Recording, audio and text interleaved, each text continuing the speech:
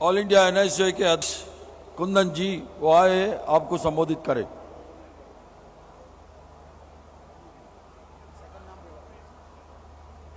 नीरज कुंदन। धन्यवाद।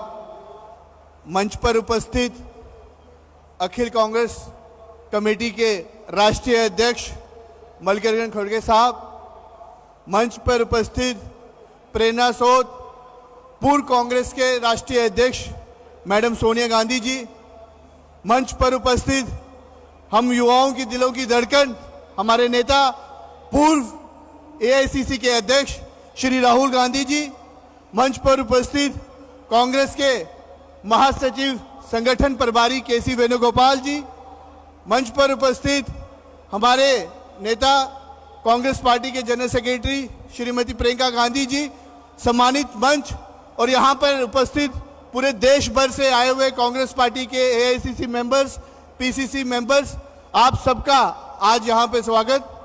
साथियों, मैं आप लोगों को बताना चाहूँगा कि जो आज का हमारा विषय है उस टॉपिक पे अगर मैं बात करूं तो ये देश जो है वो युवाओं का देश है। पूरे विश्व में 18 साल की उम्र से लेकर 30 साल की उम्र तक सबसे ज्यादा युवा जो है वो भारत देश में है और इस देश को युवा देश बोला जाता है। परंतु आज इस वर्तमान के समय में जो युवा है, जो छात्र है, वो हताश है। वो हताश इसलिए है कि इस देश में सबसे बड़ी बीमारी बेरोजगारी की जो बीमारी है वो इस देश में है और उस बीमारी का इलाज दूर दूर तक ये सरकार जो है वो कहीं करने को तैयार नहीं है। वो इसलिए कि हम लोग यहाँ पे सभी बैठे हैं, आप लोगों को जानकारी होगी कि अगर मुझ में से या आप में से कोई कल बीमार होता है तो वो बीमारी का इलाज तब होता है जब मैं और आप सबसे पहले उस बीमारी को मानते हैं। हम उस बीमारी को मानते हैं और डॉक्टर के पास जाते हैं और डॉक्टर के पास जाकर बोलते हैं कि भाई साहब मुझे ये बीमारी है, तो उसके बाद वो इलाज शुरू होता है।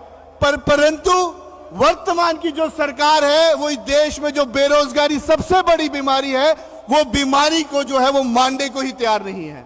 और मैं आप लोगों को बताना चाहूंगा और युवाओं और छात्रों की तरफ से मैं राहुल जी को धन्यवाद करना चाहूंगा कि उन्होंने देश भर में कन्याकुमारी से लेकर कश्मीर तक पैदल चलकर युवाओं के रोजगार की बात हो, शिक्षा में जिस तरीके से निजीकरण जो है वो 7वें आसमान पर पहुंच चुका है, उसके लिए हमारे लिए लड़ाई लड़ी।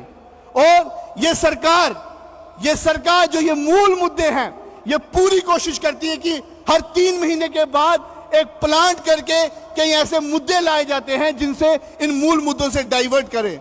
मैं बात अपनी यही कहकर खत्म करूंगा कि हमारा यही दायित्व बनता है कि इन मूल मुद्दों से जो है हम भटके ना। हर 3 महीने के बाद ये कभी लव जिहाद का मुद्दा लेकर आएंगे, कभी ये टिप्पू सुल्तान को लेकर आएंगे, कभी ये बोलेंगे कि ये शहरों के नाम ठीक नहीं है, शहरों के नाम बदल दो।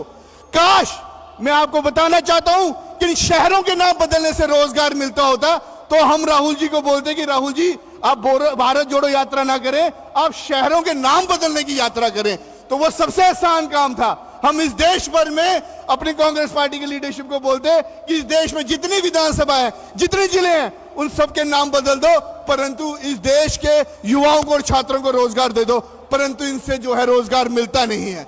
धन्यवाद। मेरे जैसे एक आम कार्यकर्ता को यहाँ पे बोलने का मौका दिया। जय हिंद, जय भारत। धन्यवाद। धन्यवाद नीरज कुंदन जी।